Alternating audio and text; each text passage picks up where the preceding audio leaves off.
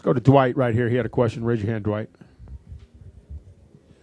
Dwight Drum, racetape.com. Jimmie, you're about to soon, in about a year and a half, I guess, get Casey as a teammate. Have just a quick comment on that, but isn't adjusting what you guys do the best, and what do you expect how he'll handle all that? What was the last part? Is it adjusting what you guys do the very best? Isn't that your best skill, and that's what he has to do, in other words, before he becomes your teammate? Yeah, I mean, I've said it before, it's a really weird situation. I'm extremely happy and proud to call Mark Martin a teammate and a friend, and think he brings a lot to Hendrick Motorsports, but at the same time, knowing that Casey is out there and is going to be coming in, I'm extremely excited for that opportunity as well. Adjusting is part of the NASCAR world. You need to have broad shoulders to deal with the struggles from week to week. Stay open-minded to the ever-changing sport we live in. And then through the course of a race, you always have to adjust and worry about races that start in the day and go into the night and all long races and how much track changes. So those are things that if you're going to make it at the Cup level, you've got to be good on your feet, and you have to be able to adjust mentally, physically, from a technical standpoint of the car. Adjustability needs to be in all areas to succeed. Got a question right here with Blue NBC. Justin Felder, WNBF News. Jimmie, what do drivers who excel at Darlington have in common? The game has changed a little bit here with the resurfaced, with the track being resurfaced, and a lot more falls into the hands of the setup. And I think as the track ages again, the setup is going to be very important, like it was in the old. I say old days. Before the paving job. I know the track's been around for a long time, so my version of old days may not really apply to a true old day. But as a driver, you had to pick what you wanted. If you wanted to go fast and be a hero and lead for 10 laps, you could do that and you'd wear your tires out. But to survive, this track really has always been a driver's track, and I look forward to the track losing some grip and migrating back that direction. You have to be extremely disciplined here, and I'm hopeful that the track has kind of gone that way a little bit with a year going by. Go ahead, Scott.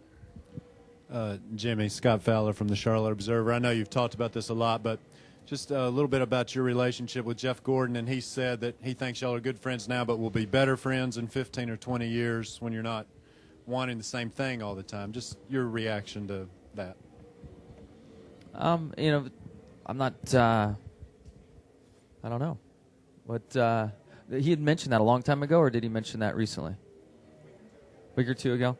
Yeah, I remember months back, maybe even the start of the year, some comments along those lines. And it's a very competitive world we live in, and whoever the champion is, the rest of the field uses that driver as the mark and says we've got to beat that driver and that team. And we've always found a very good way to be competitive inside of our walls at Hendrick Motorsports, and especially inside that 2448 shop, to push each other in a fight for positions, but really not cross over that line. And at Texas, we got to a point to where, in my opinion, it wasn't on equal ground, and I pushed back, and the pushback led to me running to the side of them, and we lived through that episode for a week. And then at Talladega, I made a mistake, and it refired it all up, and opinions went, and he's frustrated and turned into a circus. But we've always walked that fine line of being respectful and teammates and challenging each other. And it's not easy to do, but we've done it. We had a little bump in the road. We're through that, and in time, I see us working very close together like we always have to make our stuff better. And on the personal side, he's the guy that introduced me to my wife, so we definitely have a friendship there. And competition does crazy things to people, and our lives have changed a lot. I guess is kind of what I'm getting at too.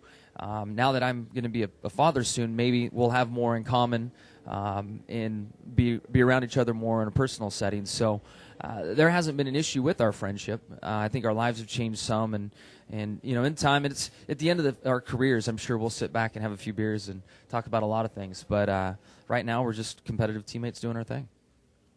All right, final question right here, Mike Mulhern, right in front of you there, Andy. Thank you.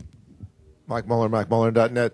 With the tires not falling off too much and with track position being so important and double file restarts here being a bear, I'm sure, are you thinking that perhaps just going fuel stop to fuel stop to fuel stop and not stopping for tires like whenever the caution comes out might be a legitimate strategy? In other words, to stay in front of all the crashing? I think that's the plan going in. We'll certainly have to see what the tire drop-off is. The track should have lost some grip this year. But we'll be looking at that closely, and I'm positive that early in the race you'll see guys rolling the dice and seeing if there is anything there to gain.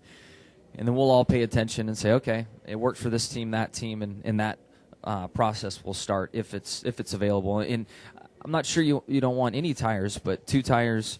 You're going to see that, and then maybe even at the end, just guys staying out. Mark and I did that last year and made it on fuel, and nobody came to chase us down because it is so tough to pass here.